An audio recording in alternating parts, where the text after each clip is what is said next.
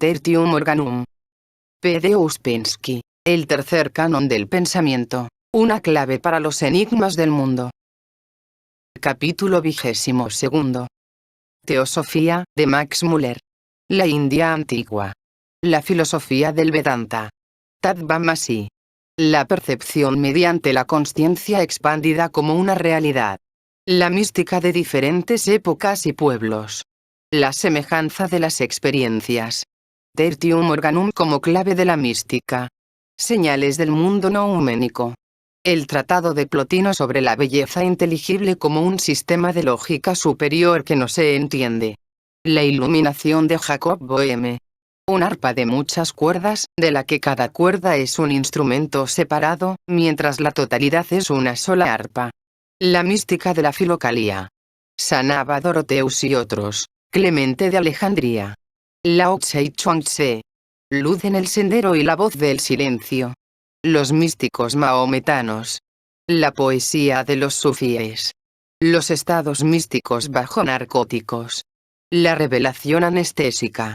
Los experimentos del profesor James. Dostoyevsky y el tiempo, el idiota.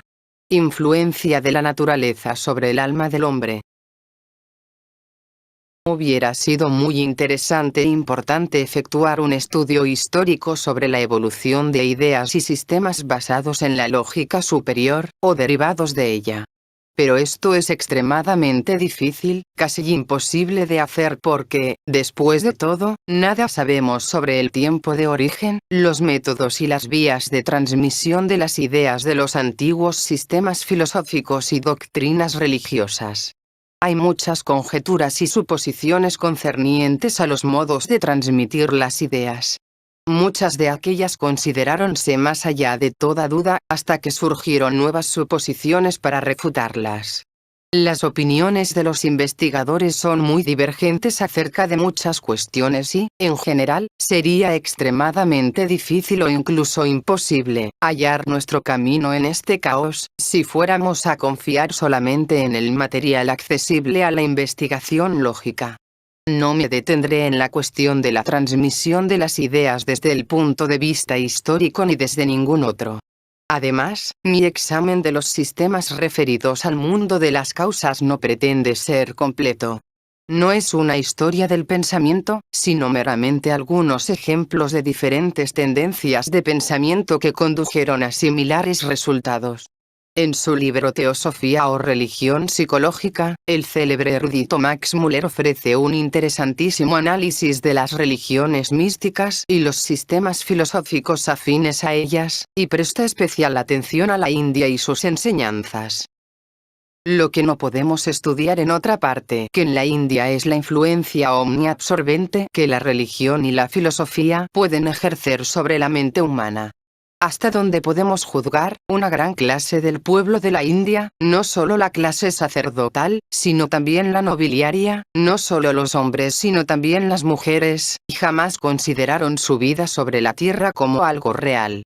Lo real para ellos era lo invisible, la vida venidera. Lo que formaba el tema de sus conversaciones, lo que formaba el tópico de sus meditaciones, era lo único real que prestaba algún género de realidad a este mundo fenoménico y real. A quien se suponía que había atrapado un rayo de la verdad lo visitaban jóvenes y ancianos, lo honraban príncipes y reyes, o mejor dicho, se lo consideraba como ocupando una posición muy por encima de la de reyes y príncipes. Ese es el aspecto de la vida de la antigua India que merece nuestro estudio, porque no hubo nada que se le pareciera en el mundo entero, ni siquiera en Grecia o Palestina. Sé muy bien, dice Muller, que jamás podrá haber una nación de filósofos y soñadores metafísicas, y jamás debemos olvidar que, a través de toda la historia, son los pocos, no los muchos, los que graban su carácter en una nación, y tienen derecho a representarla en conjunto.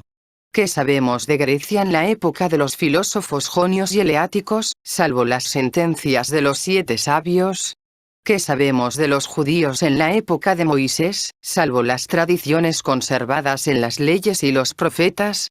son los profetas, los poetas, los legisladores y maestros, por pequeño que sea su número, quienes hablan en nombre del pueblo, y los únicos que representan destacadamente a la anónima multitud detrás de ellos, expresando los pensamientos y sentimientos de aquella.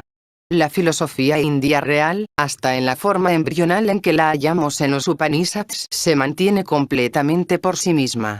Si preguntamos cuál fue la finalidad suprema de la enseñanza de los Upanishads, podemos expresarla en 3 palabras, como lo expresaran los mismos maestros máximos del Vedanta, a saber, Tatvamasi. Esto significa, tú eres eso. Eso significa lo que conocemos bajo diferentes nombres en distintos sistemas de la filosofía antigua. Es Zeus o Eleisteos, o Toon en Grecia. Es lo que Platón significaba con la idea eterna, lo que los gnósticos llaman el incognoscible, lo que yo llamo el infinito en la naturaleza. Esto es lo que en la India se llama Brahman, el ser detrás de todos los seres, el poder que emite el universo, lo sostiene y lo atrae de nuevo hacia sí. El tú. Es el infinito en el hombre, el alma, el yo, el ser detrás de cada ego humano, libre de todas las cadenas corporales, libre de pasiones, libre de todos los apegos, Atman. La expresión, tú eres eso, significa, el Atman tuyo, tu alma, tu yo es el Brahman, o, en otras palabras, el sujeto y el objeto del ser y de todo conocimiento son uno solo y el mismo. Ese es el punto esencial de lo que yo llamo religión psicológica, o teosofía, la cima suprema del pensamiento a la que la mente humana llegó, que ha encontrado distintas expresiones en diferentes religiones y filosofías, pero que en ninguna parte fue una realización tan clara y potente como en los antiguos Upanishads de la India. Pues, mientras el alma individual no se libere de la nesciencia, o de una creencia en la dualidad, toma cualquier cosa como eso. El verdadero conocimiento del yo, o el verdadero autoconocimiento, se expresa en las palabras, tú eres eso, o, yo soy Brahman, siendo la naturaleza de Brahman el conocimiento eterno e invariable. Hasta que llegue a esa etapa, el alma individual está encadenada al cuerpo, a los órganos de los sentidos o, mejor dicho, hasta la mente y sus diversas funciones. El yo, dice el filósofo Vedanta, no puede ser diferente de Brahman, porque Brahman abarca toda la realidad, y nada que realmente exista podrá, en consecuencia, ser diferente de Brahman. Segundo, el yo individual no puede concebirse como una modificación de Brahman, porque Brahman por sí no puede cambiarse, ya sea por sí, porque es uno y perfecto en sí, o por algo fuera de él, porque nada existe fuera de él. Vemos aquí que el vedantista se desplaza exactamente en el mismo estrato de pensamiento que los filósofos eleáticos de Grecia. Ellos decían, si hay un infinito, no puede haber otro, pues el otro limitaría a este, y de esa manera lo volvería finito. O, aplicándolo a Dios, los eleáticos argumentaban, si Dios ha de ser el más poderoso y el mejor, debe ser uno solo, pues si hubiera 2 o más él no sería el más poderoso y el mejor. Los eleáticos continuaban su argumento monístico demostrando que este ser único e infinito no puede dividirse, de modo que algo pudiera llamarse una porción de él, porque no hay poder que pueda separar nada de él. O mejor dicho, ni siquiera puede tener partes, pues, como no tiene principio ni fin no puede tener partes, pues una parte tiene un principio y un fin.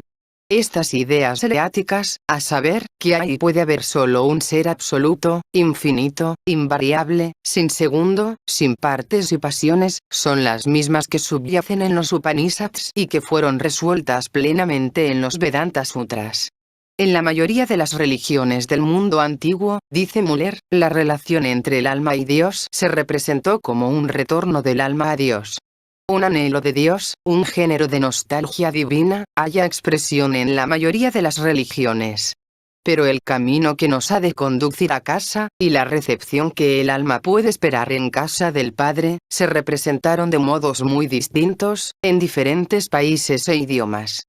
Según algunos maestros religiosos, un retorno del alma a Dios es posible tras la muerte solamente. Según otros maestros religiosos, la bienaventuranza final del alma puede aleonarse incluso en esta vida. Esa bienaventuranza exige solamente conocimiento de la unidad necesaria de lo que es divino en el hombre con lo que es divino en Dios. Los brahmanes la llaman autoconocimiento, es decir, el conocimiento de que nuestro yo verdadero, si lo hay, solo puede ser el yo que es todo en todo, y junto al cual no hay nada más. A veces, este concepto de la relación íntima entre las naturalezas humana y divina llega repentinamente, como resultado de una intuición inexplicada o de un autorrecuerdo. Sin embargo, en ocasiones parece como si la fuerza de la lógica hubiera conducido a la mente humana al mismo resultado. Si se reconociera que Dios es lo infinito de la naturaleza y el alma humana lo infinito del hombre, aparentemente se colegiría que no podrían existir dos infinitos. Los eleáticos habían atravesado claramente por una fase parecida de pensamiento en su filosofía. Si hay un infinito, decían, es uno solo, pues si hubiera dos, no podrían ser infinitos, sino que serían finito uno respecto del otro. Pero lo que existe es infinito y no puede haber otro igual. Por lo tanto, lo que existe es uno solo. Nada puede ser más definido que el monismo eleático, y con él habría sido inconcebible la admisión de un alma, lo infinito en el hombre, diferente de Dios, lo infinito en la naturaleza. En la India, la conclusión fue, que estos dos, Brahman y Atman, el espíritu, eran uno solo en su naturaleza. Los cristianos primitivos también, al menos los que se educaron en las escuelas de la filosofía neoplatónica, tenían una clara percepción de que, si el alma es de naturaleza infinita e inmortal, no puede ser otra cosa que Dios o que estar junto a Dios, pero que debe ser Dios y estar en Dios. San Pablo expresó audazmente esta misma fe o conocimiento, cuando pronunció las palabras que asustaron a muchos teólogos. En él vivimos y nos movemos y tenemos nuestro ser. Si estas palabras las hubiera pronunciado otro, se las habría condenado de inmediato como panteísmo. Sin duda lo son, pero expresan la nota clave del cristianismo. La filiación divina del hombre es solo una expresión metafórica, pero originalmente se proponía encarnar la misma idea, y cuando se formuló la pregunta de cómo pudo haberse perdido la consciencia de esta filiación divina, la respuesta que el cristianismo dio fue, por el pecado, y la de los Upanishads, por avidya, por la nesciencia. Esto señala la semejanza, y al mismo tiempo la diferencia característica entre estas dos religiones. La cuestión de cómo la nesciencia se apoderó del alma humana, y le hizo imaginar que podía vivir o moverse o tener un ser verdadero en cualquier parte que no fuera Brahman, sigue tan sin contestar en la filosofía hindú como en el cristianismo, la cuestión de cómo el pecado se introdujo por primera vez en el mundo. Ambas filosofías, la del Oriente y la del Occidente, comienzan desde un punto común, a saber, de la convicción de que nuestro conocimiento ordinario es inseguro, sino completamente erróneo. Esta rebelión de la mente humana contra sí misma es el primer paso en toda filosofía. En nuestro lenguaje filosófico, podríamos expresar la misma cuestión preguntando cómo lo real se convirtió en fenoménico y cómo lo fenoménico puede convertirse nuevamente en real. O, en otras palabras, cómo lo infinito se transformó en finito, cómo lo eterno se transformó en temporal, y cómo lo temporal puede recuperar su naturaleza eterna. O, para expresarlo en lenguaje más familiar, cómo fue creado este mundo, y cómo podrá ser increado nuevamente. La nesciencia o avidya es la causa de la semejanza fenoménica. En los Upanishads, el significado de Brahman cambia. A veces, él es casi un dios objetivo, que existe separadamente del mundo. Entonces vemos que Brahman es la esencia de todas las cosas. Y el alma, sabedora de que no está más separada de esa esencia, aprende la lección suprema de toda la doctrina Vedanta, Tatvamasi. Tú eres eso, es decir, tú que por un tiempo pareciste ser algo por ti misma, eres eso, eres realmente nada aparte de la esencia divina. Conocer a Brahman es ser Brahman. Casi con las mismas palabras de los filósofos eleáticos y los místicos alemanes del siglo XIV, el vedantista arguye que sería en sí mismo una contradicción admitir que pudiera existir algo además del infinito o Brahman, que es todo en todo, y que, por lo tanto, el alma tampoco puede ser algo diferente de él, y que nunca puede reclamar una existencia separada e independiente. En segundo lugar, como Brahman ha de concebirse como perfecto y por lo tanto como invariable, el alma no puede concebirse como una modificación o un deterioro reales de Brahman. En tercer lugar, como Brahman no tiene principio ni fin, ni puede tener parte alguna, por lo tanto el alma no puede ser parte de Brahman, sino que la totalidad de Brahman debe estar presente en cada alma individual.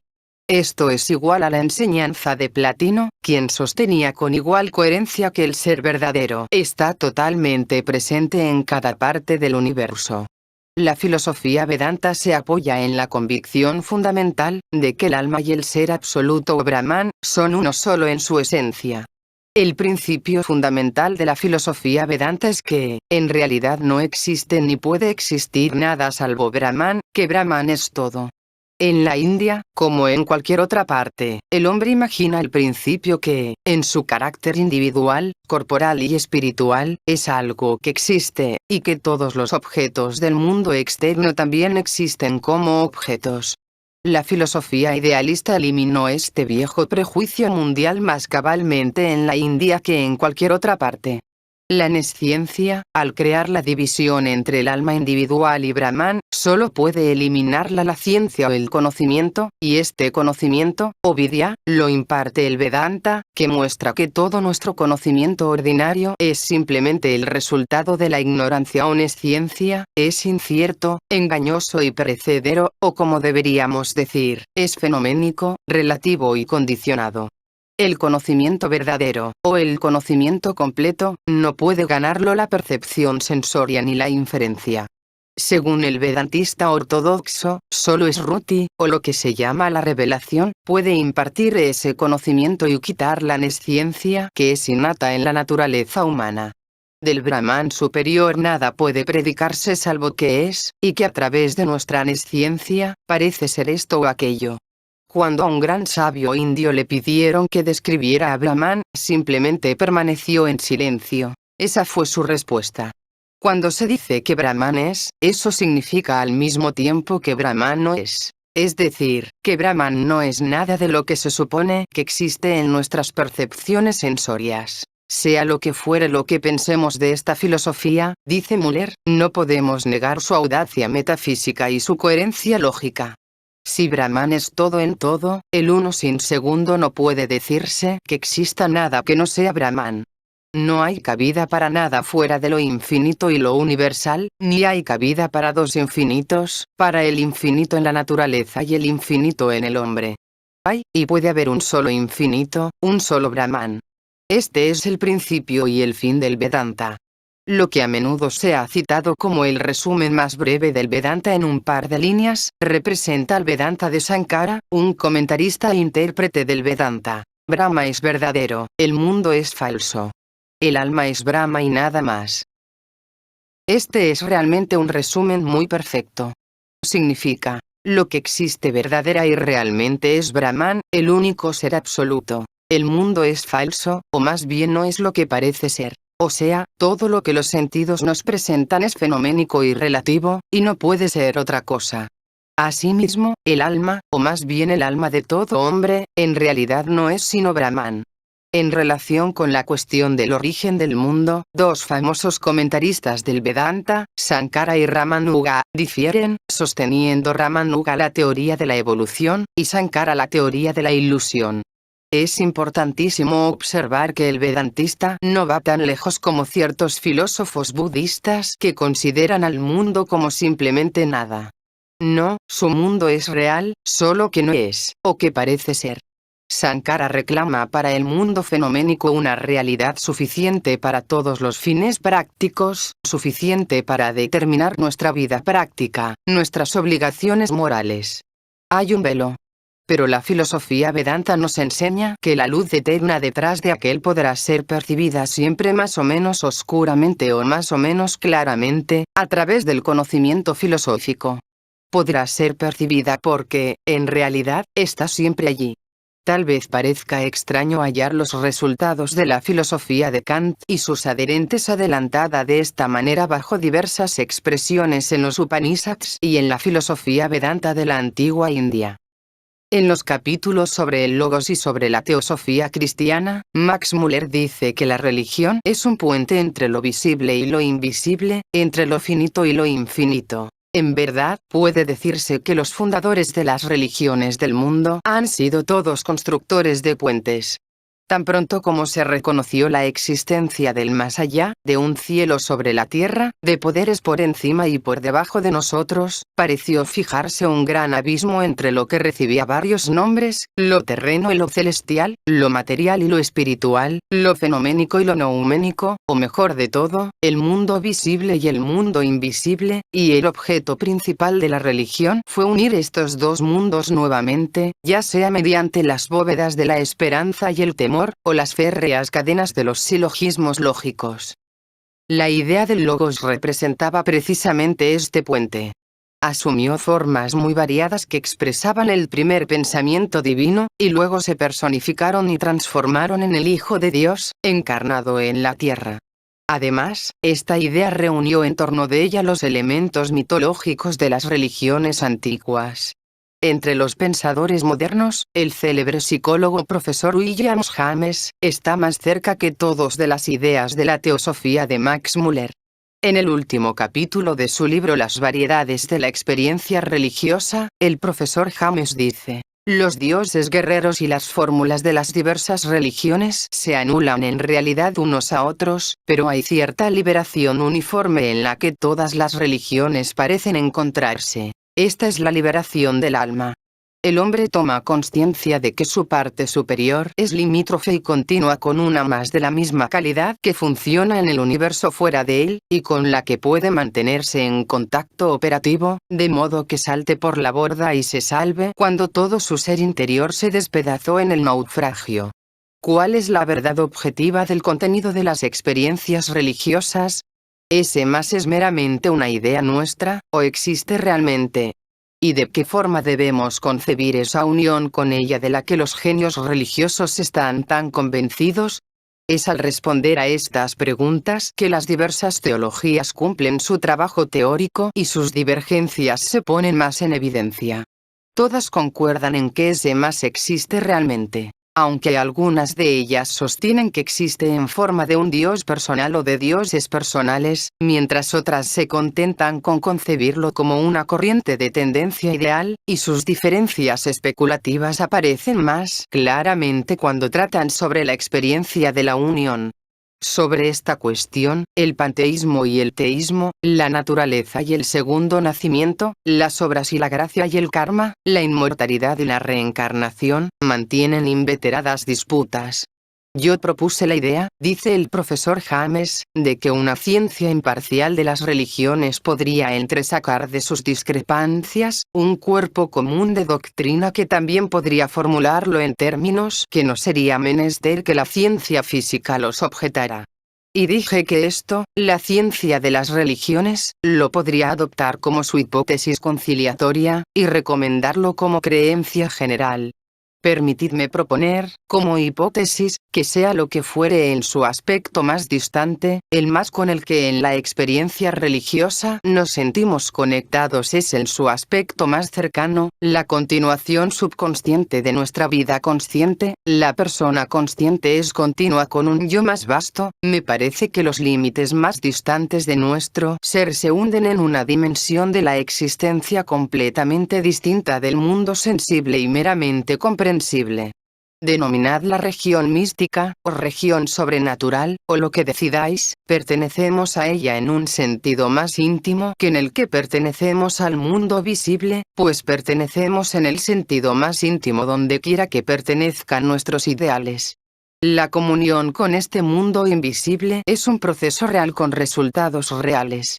Todas las raíces de la vida religiosa y su centro debemos buscarlas en los estados místicos de la consciencia. ¿Qué es, pues, la mística? Volviendo a la terminología establecida en los capítulos anteriores, podemos decir que los estados místicos de la consciencia se conectan con la cognición bajo condiciones de consciencia expandida. Hasta épocas muy recientes, la psicología científica rehusaba reconocer la realidad de la experiencia mística y consideraba a todos los estados místicos como condiciones patológicas y enfermizas de la consciencia ordinaria. Muchos psicólogos positivistas sostienen aún esta opinión, mezclando en un solo bloque los estados místicos reales, las perversiones pseudomísticas del estado ordinario, los estados puramente psicopáticos y el engaño más o menos consciente. Naturalmente, esto no ayuda a entender correctamente la cuestión. Por lo tanto, antes de seguir más adelante, debemos establecer los medios por los que podremos separar los estados místicos reales. El profesor James brinda ciertos criterios para distinguir los estados místicos: inexpresabilidad en palabras, intuitividad, cualidad involuntaria, etc. Pero él mismo señala que todas estas características pertenecen también a los estados emocionales ordinarios. Y no define exactamente qué constituye la diferencia entre estados místicos y estados emocionales, que en realidad se aproximan mucho a aquellos en su carácter. Si consideramos a los estados místicos como cognición mediante consciencia expandida, podemos adelantar criterios muy claros para discernirlos y entresacarlos del conjunto general de la experiencia psicológica. 1. Los estados místicos dan conocimiento que nada más puede darlo. 2. Los estados místicos dan conocimiento del mundo real con todos sus atributos. 3. Los estados místicos de los hombres pertenecientes a diferentes épocas y pueblos muestran asombrosa semejanza, y, a veces, completa identidad. 4. Los resultados de la experiencia mística son totalmente ilógicos desde nuestro punto de vista corriente. Son superlógicos, o sea, el tertium organum, que es precisamente la clave de la experiencia mística, es plenamente aplicable a ellos. Esto último es especialmente importante. La ilogicidad de los resultados de la experiencia mística hizo que la ciencia los repudiara. Ahora hemos establecido que la ilogicidad, desde nuestro punto de vista, es la condición necesaria para conocer la verdad o el mundo real. Esto no significa que todo lo ilógico sea verdadero o real, sino que ciertamente significa que todo lo verdadero y real es, desde nuestro punto de vista, ilógico. Hemos establecido el hecho de que con nuestra lógica es imposible acercarse a la verdad, y también hemos establecido la posibilidad de un nuevo instrumento del pensamiento que ayuda a penetrar en regiones hasta ahora inaccesibles. Indudablemente, el conocimiento de la necesidad de tener semejante instrumento del pensamiento existió hace muchísimo tiempo, pues, ¿qué es la fórmula, tatuán más, sino el axioma fundamental de la lógica superior? Tú eres, eso significa, tú eres tanto tú como no tú y corresponde a la fórmula superlógica. A es tanto A como no A. Si examinamos las antiguas escrituras desde este punto de vista, entenderemos que sus autores buscaban una nueva lógica, y no se contentaban con la lógica de las cosas del mundo fenoménico. Entonces entenderemos la aparente ilogicidad de los antiguos sistemas filosóficos, que parecían construir para ellos mismos un mundo ideal en lugar del existente. Precisamente, en estas construcciones de un mundo ideal es que a menudo se ocultan los sistemas de la lógica superior. Uno de esos intentos no entendidos para construir un sistema de lógica superior, para dar un instrumento exacto de pensamiento que penetrara más allá de los límites del mundo visible, es el Tratado de Plotino sobre la belleza inteligible. Describiendo al cielo y a los dioses, Plotino dice: todos los dioses son venerables y bellos, y su belleza es inmensa. Sin embargo, ¿qué otra cosa es esta sino el intelecto a través del cual ellos son así y porque el intelecto se dinamiza en ellos de manera tan grande que los torna visibles mediante su luz? Pues ellos no son bellos por sus cuerpos. Pues los dioses que tienen cuerpos no derivan de ellos su subsistencia como tales. Pues no son una vez sabios y otra carentes de sabiduría, sino que son siempre sabios, en un intelecto impasible, estable y puro. De modo parecido, conocen todas las cosas, por providencia, no los asuntos humanos sino los suyos propios, que son divinos, y tal como el intelecto los ve, para todas las cosas hay cielo, y allí la tierra es cielo, como también lo son el mar, los animales, las plantas y los hombres. De modo parecido, los dioses que el cielo contiene no piensan que los hombres no merezcan su consideración, o cualquier otra cosa que haya allí, porque allí todo es divino. y ellos ocupan y llenan sin cesar esa región bienaventurada. Pues a la vida que hay allí no la acompaña el trabajo, y la verdad, como dice Platón en Fedro, es su generadora, y alimento, su esencia y nodriza. De modo parecido, ven todas las cosas, no aquellas en las que está presente la generación sino la esencia. Y se perciben en otras. Pues allí todas las cosas son diáfanas. Y nada es oscuro y resistente, sino que todo es patente para todos interna y cabalmente. Pues la luz se encuentra por doquier con la luz. Pues cada cosa contiene a todas las cosas en sí misma, y asimismo ve a todas las cosas en otra. De modo que todas las cosas están por doquier, y todo es todo. De modo parecido, cada cosa es todo. Y el esplendor es allí infinito. Pues allí todo es grande, puesto que hasta lo que es pequeño es grande. También el sol que está allí es todas las estrellas, y asimismo cada estrella es el sol y todas las estrellas. Sin embargo, en cada uno predomina una propiedad diferente, pero al mismo tiempo todas las cosas son visibles en cada una. De modo parecido, el movimiento es allí puro, pues el movimiento no es confundido por el móvil diferente de él. Tampoco la permanencia sufre cambio de su naturaleza, porque no se mezcla con lo inestable. Y allí lo bello es bello, porque no subsiste en la belleza, como en un sujeto. Allí también cada cosa está establecida, no como en tierra extranjera, sino que el asiento de cada cosa es aquello que cada cosa es, tampoco la cosa misma es diferente del lugar en el que subsiste.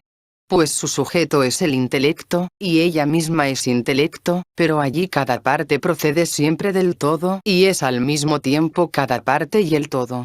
Pues aparece en realidad como una parte. Pero quien tenga vista aguda la verá como un todo, de modo parecido, allí no hay cansancio de la visión, ni plenitud alguna de la percepción que ponga fin a la intuición.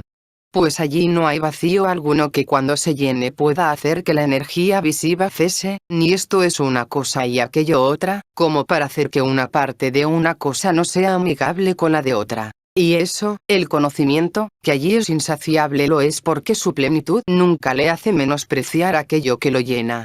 Pues viéndolo ve más abundantemente, y percibiendo que los objetos de su percepción son infinitos, sigue a su propia naturaleza en contemplación incesante, y allí la vida es sabiduría. Una sabiduría no obtenida mediante proceso racional, pues su totalidad existió siempre, y en ningún aspecto fue deficiente como para necesitar investigar, sino que es la sabiduría primera, y no deriva de otra. Sorprendentemente afín a Plotino es Jacobo Boehme, quien era un zapatero común del pueblo alemán de Görlitz a fines del siglo XVI y comienzos del siglo XVII y quien dejó toda una serie de escritos notables en los que describió el conocimiento que le sobrevino en momentos de iluminación. Su primera iluminación ocurrió en 1600, cuando tenía 25 años de edad. Un día, estando sentado en su habitación, su vista reparó en un bruñido plato de peltre, que reflejaba el brillo solar con esplendor tan maravilloso que cayó en éxtasis interior, y le pareció como si a la sazón pudiera contemplar los principios y la base más profunda de las cosas. Creyó que eso era solo fantasía, y a fin de desterrarla de su mente salió al jardín. Pero allí notó que observaba el corazón mismo de las cosas, las mismas hierbas y el césped, y que la naturaleza real armonizaba con lo que viera interiormente. De esto no dijo nada a nadie, pero oró y agradeció a Dios en silencio. De esta primera iluminación, Hartmann, el biógrafo de Boehme, dice que por ella o de ella aprendió a conocer la base más recóndita de la naturaleza, y adquirió la capacidad para ver de allí en adelante con los ojos del alma dentro del corazón de todas las cosas, facultad esta que se mantuvo en él hasta en su estado normal. Hacia el año 1600, la luz divina le circundó nuevamente y le colmó de conocimiento celestial. Y esto de modo tal que, al salir al campo y detenerse ante la puerta de Neisse, el Görlitz, se sentó y, al contemplar las hierbas y los pastos del campo fue esa luz interior, intuyó sus esencias, uso y propiedades, que se le revelaron mediante sus lineamientos, figuras y rúbricas. De manera parecida, observó la creación toda y, a partir de esa base revelacional, escribió de allí en adelante su libro de Signatura Rerum.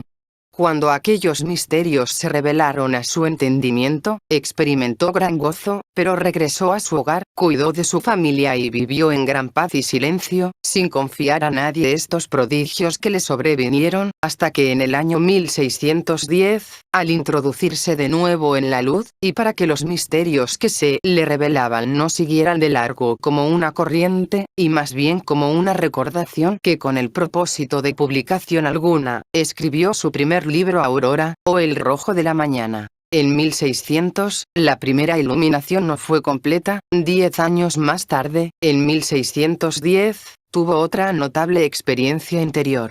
Lo que antes viera tan solo caótica y fragmentariamente, y en aisladas vislumbres, lo contempló a la sazón como una totalidad coherente y con perfiles más claros. Cuando tuvo lugar su tercera iluminación, lo que en visiones anteriores le pareciera caótico y variado, lo reconoció a la sazón como unidad, como un arpa de muchas cuerdas, de la que cada cuerda es un instrumento separado, mientras que la totalidad es una sola arpa. Reconoció entonces el orden divino de la naturaleza, y como del tronco del árbol de la vida brotaron distintas ramas, con hojas, flores y frutos múltiples, y se sintió acuciado para escribir lo que viera y conservar esas constancias. Él mismo habla así de su iluminación final y completa. Se abrió la puerta para mí y en un cuarto de hora vi y conocí más que si hubiera estado muchos años juntos en una universidad. Me admiré muchísimo de ello y de inmediato volví mi oración hacia Dios por eso. Pues vi y conocí al ser de todos los seres, la textura y el abismo de la generación eterna de la Santa Trinidad, el descenso y el origen del mundo y de todas las criaturas a través de la sabiduría divina, y vi y conocí toda la esencia operativa, en el mal y el bien, y el origen y la existencia de cada uno de ellos. Y de modo parecido, como las prolíficas entrañas de la eternidad los dieron a luz. De modo que no solo me maravillé muchísimo de ello, sino que también me regocijé muchísimo. Boehme, dice en uno de sus escritos, describiendo sus iluminaciones: de repente, mi espíritu se abrió paso, hasta el origen más recóndito de la génesis de la deidad, y allí el amor me abrazó como un novio abraza a su amada novia. Pero la grandeza del triunfo que existió en el espíritu no puedo expresarlo hablando ni escribiendo. Tampoco se lo puede comparar con nada, salvo con aquello en que la vida se genera en medio de la muerte, y semeja la resurrección de los muertos. Bajo esta luz, mi espíritu vio súbitamente a través de todas las criaturas, y en y por todas ellas, hasta en las hierbas y el pasto, conoció a Dios, quién es, cómo es, y cuál es su voluntad. Y de pronto, bajo esa luz, por un poderoso impulso, mi voluntad se puso a describir al ser de Dios. Pero porque no pude a la sazón aprehender los profundísimos orígenes de Dios en su ser y abarcarlos en mi razón, pasaron casi 12 años antes de que yo recibiera la comprensión exacta de aquello. Y me ocurrió lo que a un arbolillo al que se planta en el suelo, y al principio es joven y tierno y de floreciente apariencia, en especial si crece lozano. Pero no da fruto, y aunque echa flores, éstas se caen.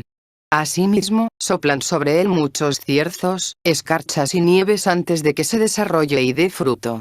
Los libros de Boehme están colmados de asombro ante los misterios que le fueron revelados. Yo era tan simple respecto de los misterios ocultos, escribe, como el más humilde de todos. Pero mi Virgen de las Maravillas de Dios me enseñó, para que yo deba escribir acerca de sus prodigios. Aunque en realidad mi propósito es escribir esto como un recordatorio para mí mismo. No soy yo, el yo que yo soy, dice, el que conoce esas cosas, sino que Dios las conoce en mí. Si contempláis nuestro yo y el mundo externo, y lo que allí tiene lugar, descubriréis que, con respecto a vuestro ser externo, sois ese mundo externo. Sus diálogos entre un discípulo y su maestro son notables. Ha de entenderse por discípulo y maestro a la consciencia inferior y superior del hombre. El discípulo dijo a su maestro: Señor, ¿cómo puedo llegar a la vida supersensible para ver a Dios y oír a Dios hablar? El maestro respondió: Hijo, cuando puedas arrojarte dentro de eso, donde ninguna criatura habita, aunque sea por un momento, entonces oirás lo que Dios habla. Discípulo: ¿aquello donde ninguna criatura habita, está muy cerca o está lejos? Maestro: está en ti. Y si por un momento, hijo mío, puedes hacer cesar todos tus pensamientos y deseos, entonces oirás las inefables palabras de Dios. Discípulo. ¿Cómo podré oírle hablar cuando yo aquiete mis pensamientos y deseos? Maestro. Cuando aquietes los pensamientos del yo y los deseos del yo.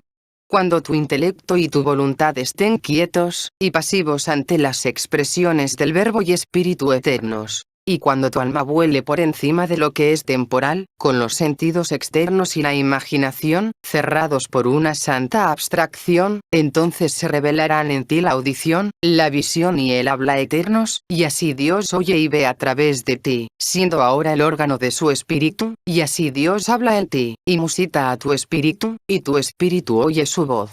Por lo tanto, eres bendito si puedes aquietar tus propios pensamientos y deseos, y detener la rueda de tu imaginación y tus sentidos, puesto que nada que no sea lo que tú oyes y deseas te estorbe, por ello no ves ni oyes a Dios.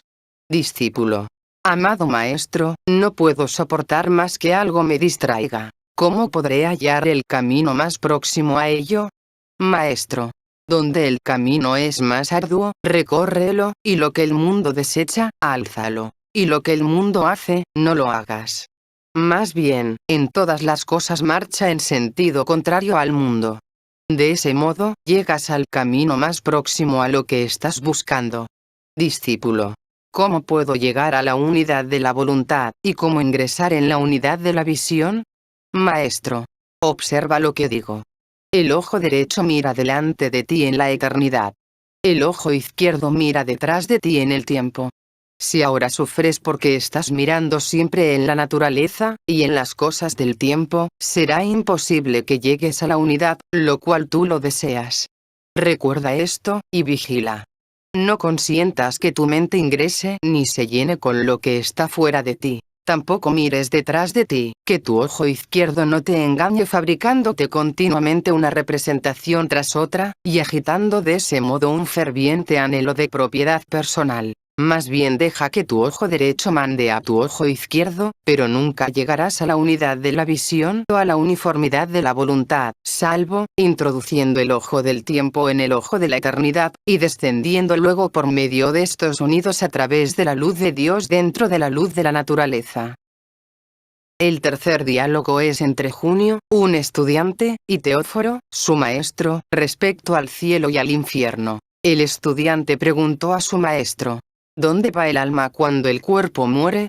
Su maestro le contestó: no es necesario que vaya a lugar alguno. ¿Cómo que no?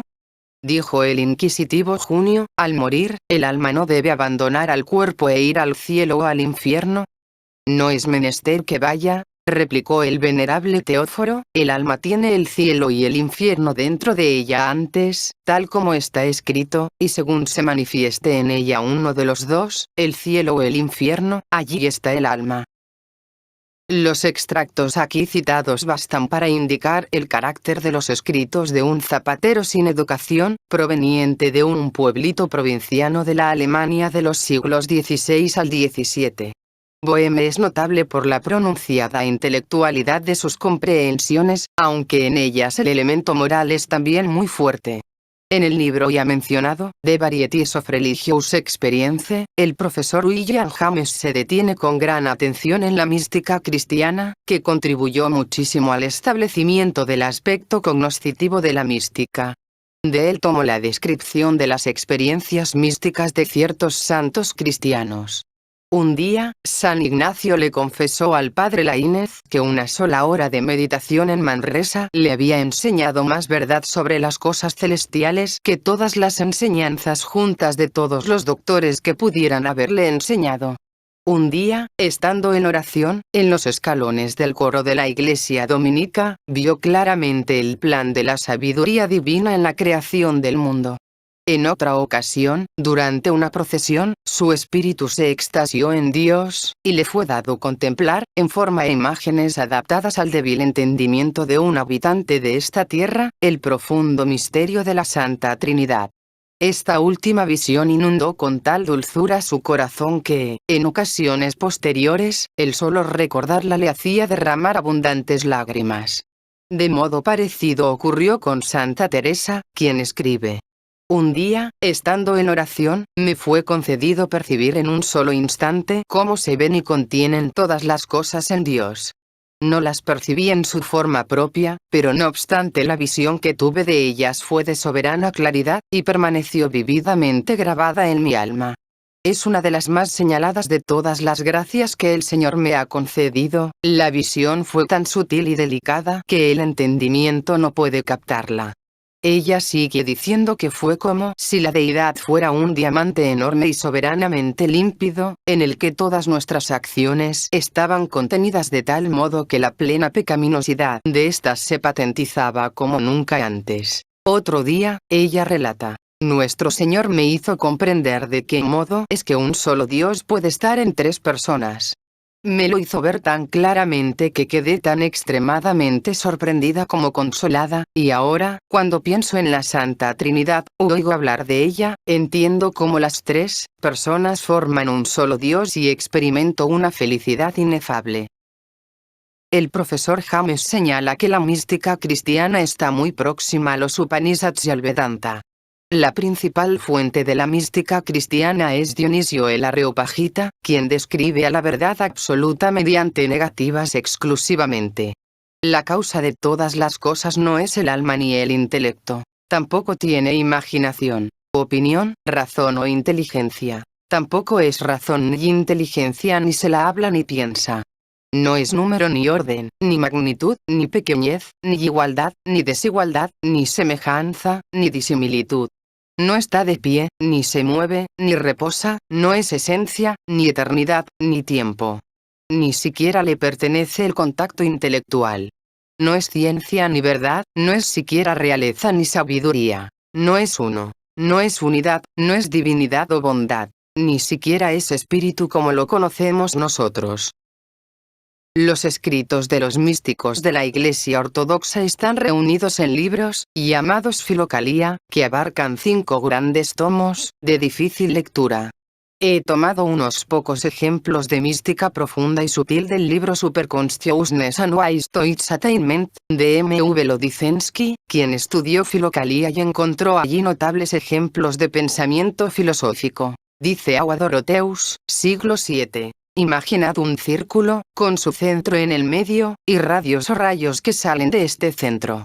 Cuanto más viajen estos radios desde el centro, más divergentes y distantes se tornan uno del otro. Y en el otro extremo, cuanto más cerca estén del centro, más se aproximan uno al otro.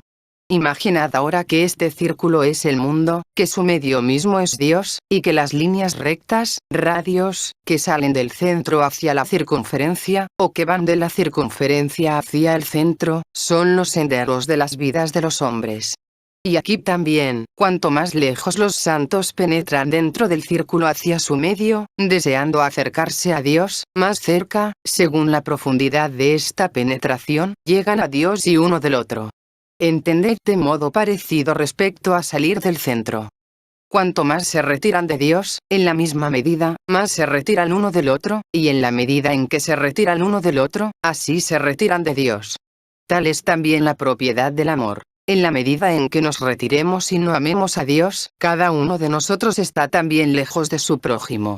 Pero si amamos a Dios, entonces en la medida en que nos aproximamos a Dios en nuestro amor hacia Él, nos unimos en amor con nuestros prójimos. Y en la medida en que estamos unidos con nuestros prójimos, así nos unimos con Dios también. Superconsciousness, página 266. Filocalia, tomo segundo, página 617.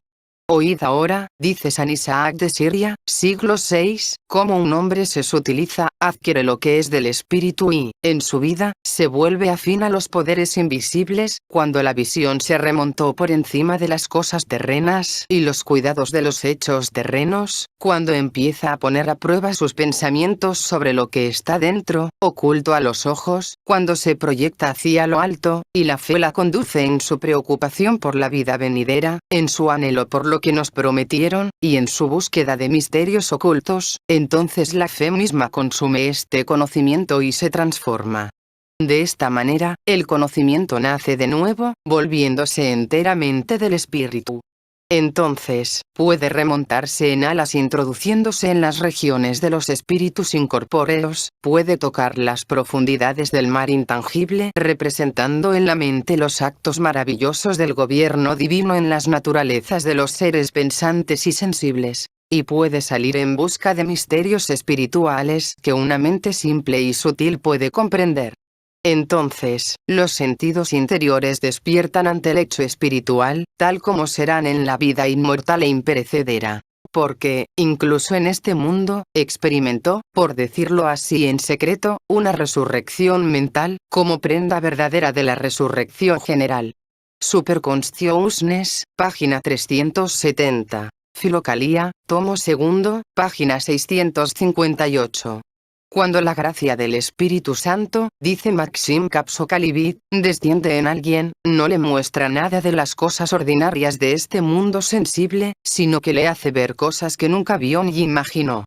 Entonces, la mente de ese hombre aprende del Espíritu Santo los altos y ocultos misterios que, según el divino Paulo, ni el ojo humano puede entender, ni la razón humana comprender sin ayuda. Primera de Corintios 2, 9. Y para que entendáis cómo los ve nuestra mente, reflexionad sobre lo que os diré. La cera, cuando está lejos del fuego, es dura, y es posible manipularla y retenerla. Pero tan pronto se la arroja al fuego se derrite de inmediato, y en ese fuego se enciende y quema. Así todo se convierte en luz, y todo termina en medio de llamas. Lo mismo ocurre con la mente humana. Cuando está sola, desconectada de Dios, comprende del modo habitual todo lo que la rodea, según sus poderes. Pero cuando se acerca al fuego divino y al Espíritu Santo, el fuego divino la envuelve totalmente y se convierte totalmente en luz y, así, quemándose en la llama del Espíritu Santo, se esparce en pensamientos divinos. Entonces, en medio del fuego divino, le es imposible pensar en sus propios asuntos y deseos. Superconsciousness, página 370. Filocalia, tomo V, página 475. San Basilio el Grande dice sobre la revelación divina. El resplandor relampagueante de la belleza divina es totalmente inefable e indescriptible. Ninguna palabra puede expresarlo, ningún oído captarlo. Si nombramos al brillo del día, a la luz de la luna o al resplandor del sol, ninguno de estos es digno de compararse con el resplandor de la luz verdadera y, en comparación está más apartado de esta que la noche más profunda o la oscuridad más terrible lo está del brillo del mediodía. Cuando esta belleza, invisible para los ojos corporales y aprendida solo por el alma y el pensamiento, iluminó a algunos santos, traspasándolos con un insoportable anhelo de ver la belleza divina eternamente duradera, entonces la vida actual les repugnó y la soportaron como pesadas cadenas. Superconsciousness, página 372. Filocalia, tomo 5. Te diré una extraña palabra, dice Santeognis, no te sorprendas. Hay un sacramento oculto que tiene lugar entre Dios y el alma. Esto le ocurre a quienes alcanzaron la medida suprema de pureza perfecta de amor y fe, cuando un hombre, completamente transformado, se une incesantemente con Dios, como si fuera de Él, a través de la oración y la contemplación. Superconsciousness, página 381. Filocalia, tomo 3, página 396. Algunos pasajes de los escritos de Clemente de Alejandría, siglo II, son extremadamente interesantes. La pintura tiene visos de observar todo el campo de visión en las escenas que se representan, pero da una descripción falsa de lo que se ve, según las reglas del arte, empleando los signos que resultan de la incidencia de las líneas de la visión. Por este medio se preservan los puntos superiores e inferiores de lo que se ve, y los que están en medio, y algunos objetos aparecen como en primer plano, y otros en segundo plano, y otros de algún otro modo, sobre la superficie lisa y nivelada. De igual manera también los filósofos copian la verdad, siguiendo la modalidad de la pintura. Clemente de Alejandría señala aquí un aspecto importantísimo de la verdad, a saber, la imposibilidad de expresarla en palabras, y el carácter condicional de todos los sistemas y formulaciones filosóficos. Su idea es que, dialécticamente, la verdad se representa solo en perspectiva, o sea, inevitablemente de forma distorsionada. Cuánto tiempo y trabajo se ahorrarían, y de cuánto sufrimiento inútil se libraría la humanidad si pudiera entender el simple hecho de que la verdad no puede expresarse en nuestro lenguaje. Entonces, los hombres cesarían de pensar que poseen la verdad, cesarían de obligar a los demás a que acepten su verdad a cualquier costa. Entonces, pensarían que los demás pueden aproximarse a la verdad desde otro lado, tal como ellos se aproximan a ella desde el suyo propio. Cuántos argumentos, cuántos conflictos religiosos, cuánta coerción del pensamiento de los demás serían innecesarios e imposibles si los hombres comprendieran que ninguno tiene la verdad, sino que todos la están buscando, cada cual a su modo. Las ideas de Clemente de Alejandría acerca de Dios son interesantísimas. Son muy parecidas a las del Vedanta y especialmente a las de los filósofos chinos. El discurso que se refiere a Dios es muy difícil de manejar. Pues, atendiendo a que el primer principio de todo es difícil de averiguar, el principio absolutamente primero y más viejo, que es la causa de todas las otras cosas que existen y han existido, es difícil de exponer.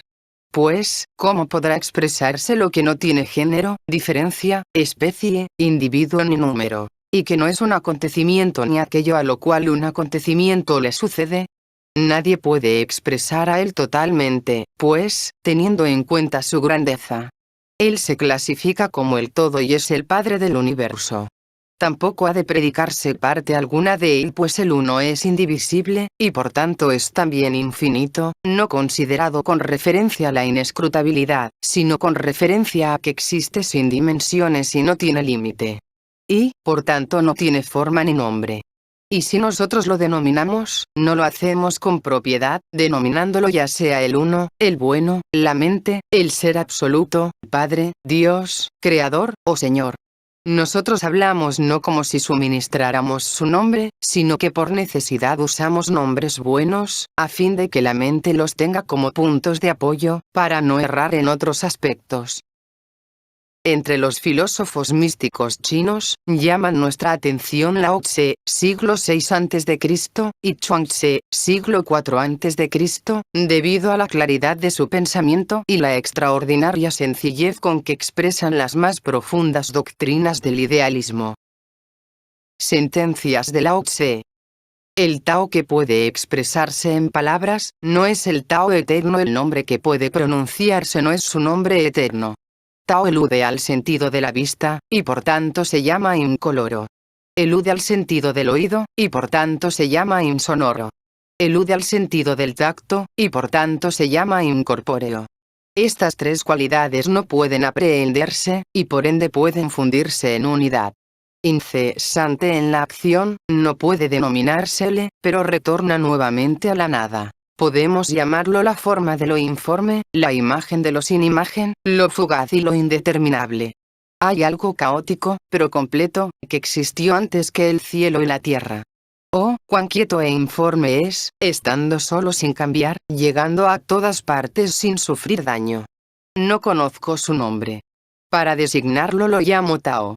Esforzándome en describirlo lo llamo grande. Siendo grande, pasa. Pasando, se vuelve remoto. Habiéndose vuelto remoto, retorna. La ley de Tao es su propia espontaneidad. Tao, en su aspecto inmutable, no tiene nombre. Las potentísimas manifestaciones de fuerza activa fluyen solamente de Tao. Como existe en el mundo, Tao se parece a los grandes ríos y mares que reciben las corrientes de los valles. El gran Tao es omnipenetrante. Puede estar, a la vez, a la derecha y a la izquierda. Tao es un gran cuadrado sin ángulos, un gran sonido que no se puede oír, una gran imagen sin forma. Tao produjo la unidad produjo a la dualidad produjo a la Trinidad, y la Trinidad produjo todos los objetos que existen. Quien actúa de acuerdo con Tao se unifica con Tao. Todo el mundo dice que mi Tao es grande, pero distinto de otras doctrinas. Si tuviera esta semejanza, hace tiempo que se hubiera conocido su pequeñez. El sabio atiende a lo interior y no a lo exterior. Rechaza lo objetivo y retiene lo subjetivo. El sabio se ocupa de la inacción y transmite instrucción sin palabras. ¿Quién hay que pueda hacer que el agua barrosa sea clara? Pero si se le permite aquietarse, gradualmente se aclarará por sí sola. ¿Quién hay que pueda asegurar un estado de reposo absoluto? Pero, déjese correr al tiempo, y el estado de reposo surgirá gradualmente. Tao está eternamente inactivo. Sin embargo, nada deja sin hacer. Perseguir la erudición libresca produce incremento diario, o sea incremento del conocimiento. La práctica del Tao produce pérdida diaria, o sea, pérdida de la ignorancia. Repite esta pérdida una y otra vez, y llegarás a la inacción. Practica la inacción, y nada hay que no puedan hacerse. Practica la inacción, ocúpate en no hacer nada, deja que las cosas tomen su curso natural, y no interfieras. Todas las cosas de la naturaleza trabajan silenciosamente. Entre la humanidad, el reconocimiento de la belleza como tal implica la idea de fealdad, y el reconocimiento del bien implica la idea del mal. Desecha tu santidad, líbrate de la sagacidad, y el pueblo se beneficiará 100 veces. Los que conocen no hablan, los que hablan no conocen. Quien actúa destruye, quien aferra, pierde. Por tanto, el sabio no actúa y así no destruye. No aferra, y así no pierde. Lo blando vence a lo duro, lo débil vence a lo fuerte. En el mundo no hay nadie que conozca esta verdad, y nadie que pueda ponerla en práctica.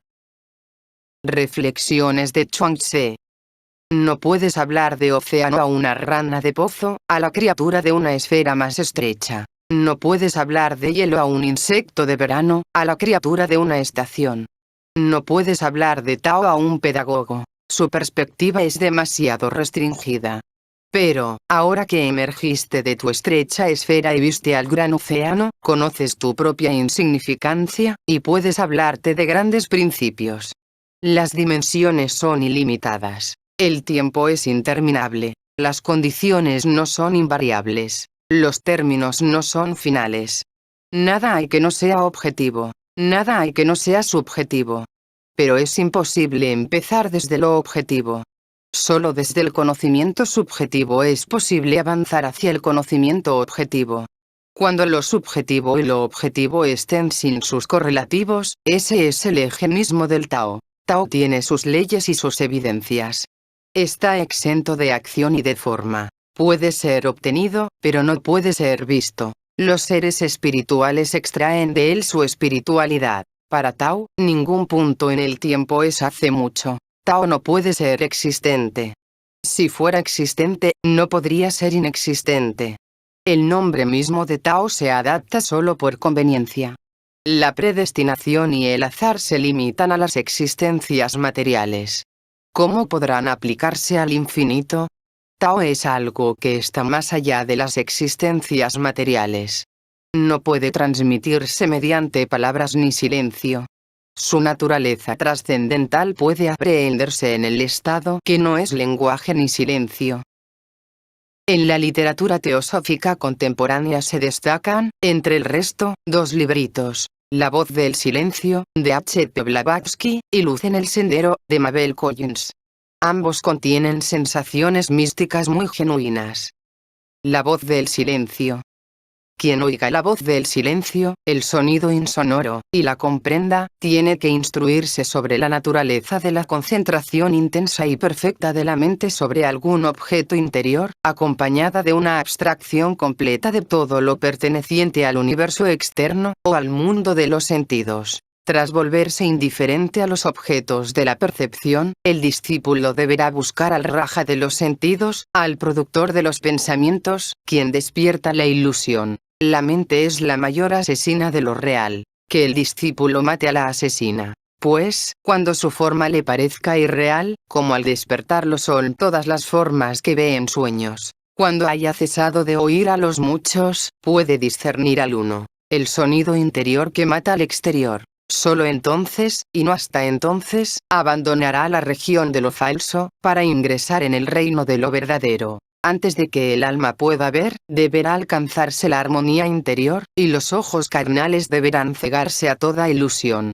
Antes de que el alma pueda oír la imagen, el hombre ha de volverse tan sorda a los rugidos como a los susurros, a los berridos de los elefantes como al argente o zumbido de la dorada luciérnaga. Ventanes, la voz del silencio, le hablará al oído interior, y le dirá: si tu alma sonríe al bañarse en la luz solar de tu vida, si tu alma canta dentro de tu crisálida de carne y materia, si tu alma llora dentro de su castillo de ilusión, si tu alma lucha para romper el hilo plateado que la ata al maestro, entérate, oh discípulo, que tu alma es de la tierra. Renuncia a tu vida si quieres vivir. Aprende a discernir lo real de lo falso, lo eternamente fugaz de lo sempiterno. Sobre todo aprende a separar la erudición cerebral de la sabiduría del alma, la doctrina del ojo de la doctrina del corazón. Luz en el sendero, como la voz del silencio, está colmado de símbolos, alusiones y significados ocultos. Este librito debe leerse en profundidad.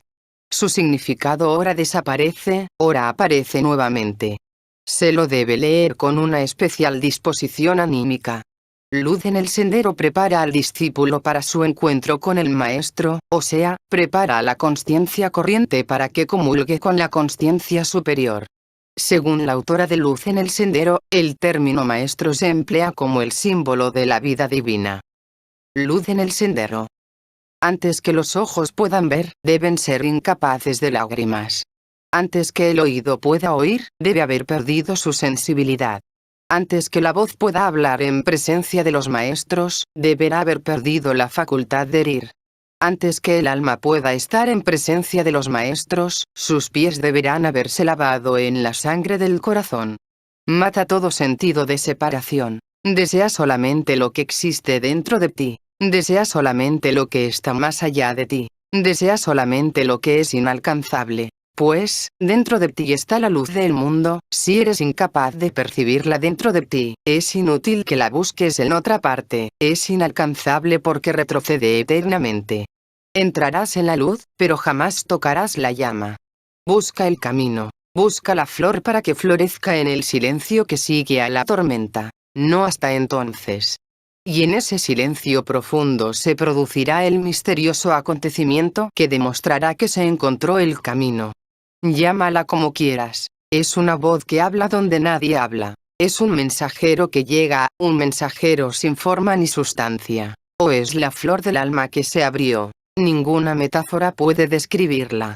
Oír la voz del silencio es entender que la única guía verdadera proviene del interior, pues cuando el discípulo está preparado, también lo está el maestro. Aférrate a lo que no tiene sustancia ni existencia. Escucha solamente la voz que es insonora. Mira solamente lo que es invisible. En su libro, el profesor James llama la atención sobre la emocionalidad extraordinariamente vívida de las experiencias místicas y sobre las sensaciones completamente insólitas experimentadas por los místicos. La delicia de algunos de estos estados parece estar más allá de todo lo conocido en la consciencia ordinaria.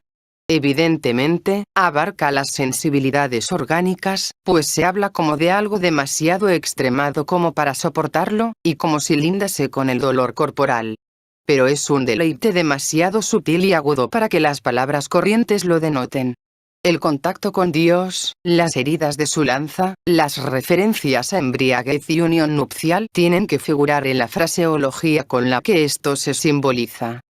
El júbilo del contacto con la deidad, descrito por San Simeón el Nuevo Teólogo, siglo X, puede servir de ejemplo de tal estado. La flecha de su amor me atravesó, escribe San Simeón, es el quien está dentro de mí, en mi corazón. Me abraza, me besa, me llena de luz, crece en mí una nueva flor, nueva porque está llena de alegría, la flor es de forma indescriptible, se la ve solamente cuando sale, entonces desaparece súbitamente, es de apariencia indescriptible. Atrae a mi mente hacia ella y no me permite recordar nada conectado con el temor. Me hace olvidar todo, y entonces desaparece de repente. Entonces, el árbol del temor permanece nuevamente sin fruto. Gimo afligido y te rezo, mi Cristo. Veo nuevamente la flor sobre las ramas. Fijo en ella sola mi atención, y no solo veo al árbol, sino también a la flor brillante que me atrae irresistiblemente. Es inexplicable cómo el amor crece del temor. La mística impregna todas las religiones. En la India, dice el profesor James, instruirse en discernimiento místico se conoció desde tiempo inmemorial bajo el nombre de yoga. Yoga significa la unión experimental del individuo con lo divino. Se basa en ejercicio perseverante, y la dieta, la postura, la respiración, la concentración intelectual y la disciplina moral varían ligeramente en los diferentes sistemas que lo enseñan.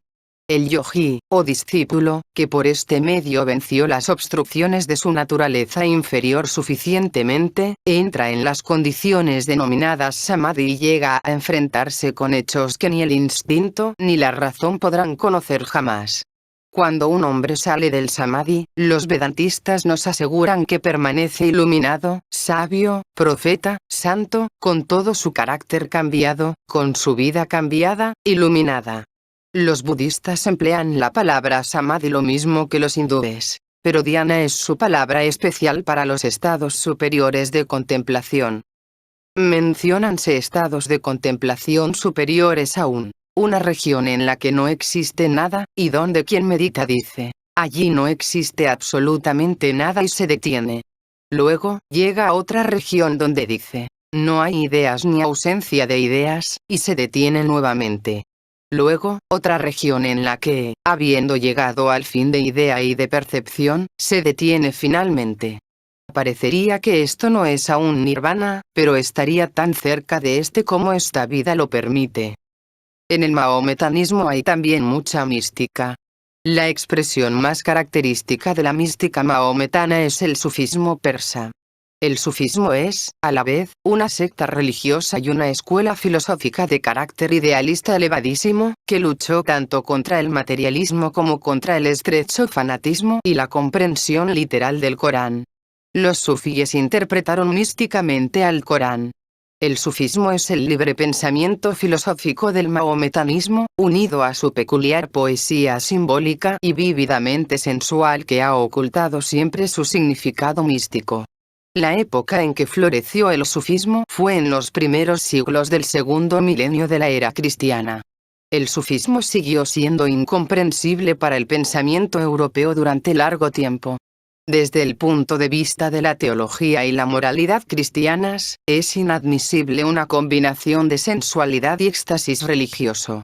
Pero, en el Oriente, ambos se las ingeniaron para existir juntos en armonía perfecta.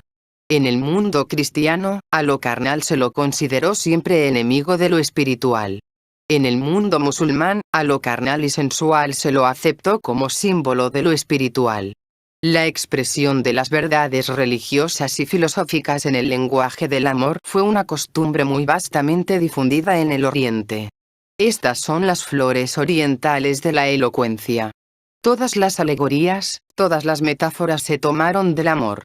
Mahoma se enamoró de Dios, dicen los árabes, cuando desean transmitir la ardiente calidad del sentimiento religioso de Mahoma. Elige nueva esposa cada primavera, el día de Año Nuevo, pues el almanaque del año pasado no sirve para nada, dice Saad y el poeta y filósofo persa. De esta forma curiosa, Saadi expresa el pensamiento que Ibsen pone en boca del Dr. Stockman. Las verdades no son los nervudos matusalenes que algunas personas piensan. Digamos que una verdad normalmente constituida vive, por regla general, 17 o 18 años. Rarísimas veces vive más. La poesía de los sufíes será más clara para nosotros si tenemos presente este carácter generalmente sensual del lenguaje literario del Oriente, que llega desde la más remota antigüedad. Un ejemplo de esta literatura antigua es el Cantar de los Cantares. Muchos pasajes de la Biblia y todos los antiguos mitos y cuentos orientales tienen estas características imágenes sensuales tan extrañas para nosotros. Para la mayoría, los poetas sufíes escribieron acerca del amor de Dios en términos aplicados a sus bellas mujeres, dice F. H. Davis, traductor de Jami y otros poetas, por la sencilla razón de que ninguno puede escribir el lenguaje celestial y ser entendido al mismo tiempo. M. Muller dice que la idea de los sufíes es una unión amorosa del alma con Dios. El sufí sostiene que, en el lenguaje humano, no hay nada que pueda expresar el amor entre el alma y Dios tan bien como el amor entre el hombre y la mujer, y que si ha de hablar de la unión entre los dos, solo puede hacerlo en el lenguaje simbólico del amor terreno.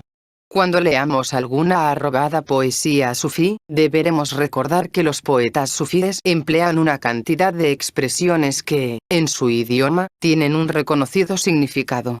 De manera que sueño significa meditación, perfume, esperanza del favor divino. Besos y abrazos, piadosos embelesos, vino significa conocimiento espiritual, etc. Como dice Sadi, las flores que un amante de Dios recogió en su rosedal y que desea regalar a sus amigos, abrumaron de tal modo con su fragancia la mente de él, que cayeron en su regazo y se marchitaron. Es decir, la gloria de las visiones extáticas palidece y se esfuma cuando ha de expresarse en lenguaje humano.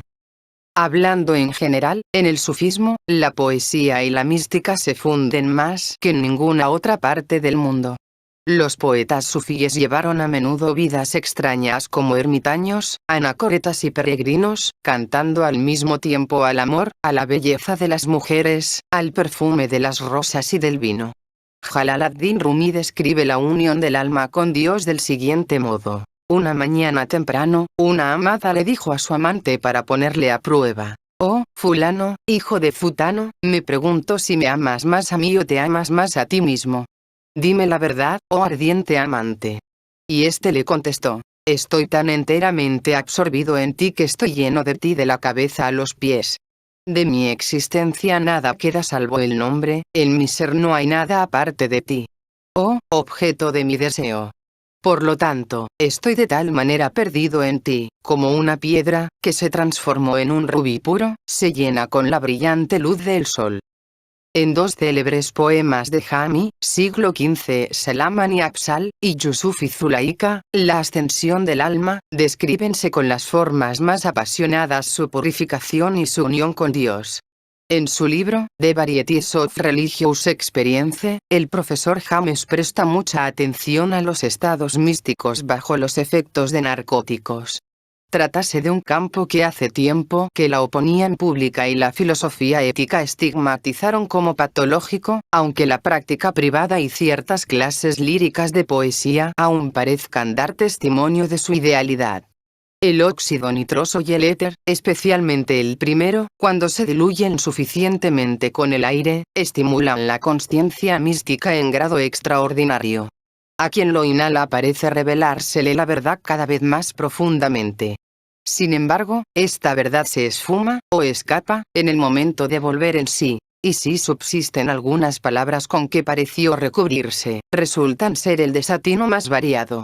No obstante, persiste la sensación de que allí hubo un significado profundo. Y conozco a más de una persona que está persuadida de que en el trance del óxido nitroso obtenemos una genuina revelación metafísica.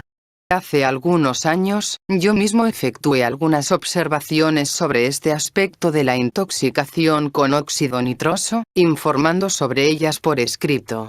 En esa época mi mente obtuvo una conclusión y, desde entonces, mi impresión de su verdad permaneció inconmovida. Esa conclusión es que nuestra consciencia normal vigil, consciencia racional como nosotros la llamamos, es solo un tipo especial de consciencia, mientras que alrededor de toda ella, separadas de ella por finísimas pantallas, hay formas potenciales de consciencia enteramente diferentes. Podemos pasar por la vida sin sospechar que existen. Pero aplíquese el estímulo necesario, y ante un contacto, están allí en toda su plenitud, tipos definidos de mentalidad que probablemente tengan, en alguna parte, su campo de aplicación y adaptación. Ninguna explicación del universo en su totalidad podrá ser final dejando sin considerar a estas otras formas de consciencia. En todo caso, ellas prohíben que se cierre prematuramente nuestra explicación de la realidad. Todo el curso de mi educación me persuade de que el mundo de nuestra actual consciencia es solo uno de muchos mundos de consciencia que existen, y que aquellos otros mundos deben contener experiencias que tienen también un significado para nuestra vida. Remontándome a mis propias experiencias, todas convergen en un género de intuición a la que no puedo dejar de atribuir alguna significación metafísica. Su nota clave es invariablemente una reconciliación. Es como si se fundieran en la unidad los opuestos del mundo, cuya contradicción y conflicto crean todas nuestras dificultades y trastornos. Como especies contrastadas, no solo pertenecen a un mismo género, sino que una de las especies, la más noble y mejor, es el género, y así absorbe en sí misma a su contraria. Sé que esta es una expresión oscura cuando se la manifiesta en términos de lógica común, pero no puedo eludir totalmente su autoridad. Siento que debe significar algo parecido a lo que significa la filosofía hegeliana, si pudiéramos aprehenderlo con más claridad. Quienes tienen oídos para oír, que oigan. La viva sensación de su realidad solo me sobreviene en el artificial estado místico de la mente. ¿Qué lector de Hegel podrá poner en duda que la razón de ser de un ser perfecto, con toda su alteridad resumida en sí, que domina en toda la filosofía de Hegel, debió originarse en que, en la consciencia de éste, predominaron disposiciones místicas como esta, que en la mayoría de las personas siguen siendo subliminales? Esta noción es completamente característica del nivel místico, y el Aufgabe de articularla se lo planteó el sentimiento místico al intelecto de Hegel. Acabo de hablar de amigos que creen en la revelación anestésica. Para ellos trátase también de conocimiento monista, en el que lo otro aparece, en sus diversas formas, absorbido en el uno. Uno de ellos escribe: ingresamos en este vasto género olvidando y olvidados, y, a partir de allí, cada uno es todo en Dios. No hay otra vida más alta, más profunda ni otra que aquella en la que estamos fundados. El uno permanece, los muchos cambian y pasan, y todos y cada uno de nosotros es el uno que permanece. Este es el ultimátum, su contenido es tan seguro como el ser, del que procede todo nuestro cuidado, más allá de toda duplicidad, antítesis o dificultad, sobre las que, en soledad triunfe en el sentido de que Dios no está arriba. De Anesthetic Revelation and the Gist of Philosophy, de B. P. Blood, Amsterdam, Nueva York, 1874. La revelación también impresionó a Zenos Clark, un filósofo que murió joven en Amherst, en la década del 80. En primer lugar, me escribió una vez: el señor Blood y yo estamos de acuerdo en que la revelación es algo no emocional, como lo dice el señor Blood, es el único discernimiento suficiente sobre por qué o por qué no, y cómo, al presente lo impulsa el pasado y lo absorbe hacia adelante el vado del futuro. Es una iniciación del pasado. El secreto real sería la fórmula por la que la hora sigue exfoliándose, pero jamás se escapa. Sencillamente, penamos el agujero con la suciedad que extrajimos. La filosofía corriente se parece a un galgo que va a la caza de su propio rastro. Cuanto más va a la caza, más se aleja, y su nariz nunca atrapa a sus patas porque está eternamente delante de ellas. De modo que el presente es ya una conclusión previsible, y yo estoy siempre demasiado atrasado para entenderlo. Pero en el momento en que me recupere de la anestesia, precisamente entonces, antes de empezar la vida, atrapo, por decirlo así, una vislumbre del proceso eterno precisamente en el acto de empezar. La verdad es que efectuamos un viaje que se cumplió antes de que saliéramos. Y el fin real de la filosofía se cumple, no cuando llegamos, sino cuando permanecemos en nuestro destino, estando ya allí, lo cual puede ocurrir vicariamente en esta vida cuando cesamos en nuestras objeciones intelectuales. He ahí porque hay una sonrisa en la faz de la revelación, tal como nosotros la vemos. Nos dice que siempre llegamos medio segundo demasiado tarde. Podrías besarte los labios, dice, si conocieras la treta. Sería perfectamente fácil si tan solo permanecieran allí hasta que dieras la vuelta y los alcanzaras. ¿Por qué no te las ingenias de algún modo? En su último folleto, el señor Blood describe el valor de la revelación anestésica para la vida de la siguiente manera. La revelación anestésica es la iniciación del hombre en el misterio inmemorial del abierto secreto del ser, revelado como el vértice inevitable de la continuidad. Inevitable es la palabra. Su motivo es inherente, es lo que ha de ser. No es por amor ni por odio, por alegría ni por aflicción, por bien ni por mal. No sabe de fin, principio ni finalidad. No da particularidad de la multiplicidad y la variedad de las cosas, pero colma la apreciación de lo histórico y lo sagrado con una secular e íntimamente personal iluminación de la naturaleza y motivo de la existencia. Aunque, al principio, su solemnidad azora se toma tan directamente vulgar y anticuada, que más bien inspira regocijo que temor, y una sensación de seguridad, como identificada con lo aborigen y lo universal. Pero ninguna palabra puede expresar la imponente certidumbre del paciente que se da cuenta de la primordial y adámica sorpresa de la vida. La repetición de la experiencia la encuentra siempre la misma, como si no pudiera ser de otro modo. El sujeto retoma su consciencia normal solo para recordar parcial y adecuadamente su ocurrencia, y tratar de formular su desconcertante importancia, con esta sola consoladora idea posterior, que ha conocido la verdad más antigua y ha acabado con las teorías humanas sobre el origen, el significado o el destino de la raza. Está más allá de toda instrucción sobre las cosas espirituales. La lección es de seguridad central. El reino está dentro. Todos los días son días del juicio, pero no puede haber finalidad climatérica de la eternidad, ni esquema alguno de la totalidad. El astrónomo abrevia la fila de cifras desconcertantes aumentando su unidad de medida. Así podemos reducir la perturbadora multiplicidad de las cosas a la unidad que apoyamos. Este ha sido mi sostén moral desde que lo conocí. En mi primera mención impresa sobre él, declaré: el mundo dejó de ser el terror ajeno que me enseñaron. Desdeñando los almenados muros tiznados de nubes, y todavía sofocantes, desde donde tan tardíamente retumbaron los truenos de Jehová, mi gris gaviota alza sus alas hacia el ocaso, cubre las oscuras leguas con ojo intrépido. Y ahora, tras 27 años de esta experiencia, el ala es más gris, pero el ojo es más intrépido todavía, mientras renuevo y recalco doblemente aquella declaración. Conozco, como habiéndolo conocido, el significado de la existencia, el sano centro del universo, a la vez el asombro y la seguridad del alma, para lo que el discurso de la razón no tiene otro nombre que el de revelación anestésica. Añado, dice el profesor James, otra interesante revelación anestésica que me comunicaron por escrito. El sujeto, una agraciada mujer, estaba inhalando éter para una operación quirúrgica. Era como si yo estuviera prisionera y me torturaran, y me pregunté por qué recordaba haber oído decir que la gente aprende a través del sufrimiento, y en atención a lo que estaba viendo, lo inadecuado de esta expresión me impresionó tanto que dije en alta voz: sufrir es aprender. Fue entonces cuando volví de nuevo a la inconsciencia, y mi último sueño precedió inmediatamente a mi real volver en mí. Solo duró unos pocos segundos, y fue para mí más vivido y real, aunque en palabras no sea claro. Atravesaba el cielo un gran ser o poder. Su pie estaba sobre una especie de rayo, como una rueda sobre un riel, era su vía. El rayo estaba compuesto enteramente por los espíritus de innumerables personas muy próximas entre sí, y yo era una de ellas.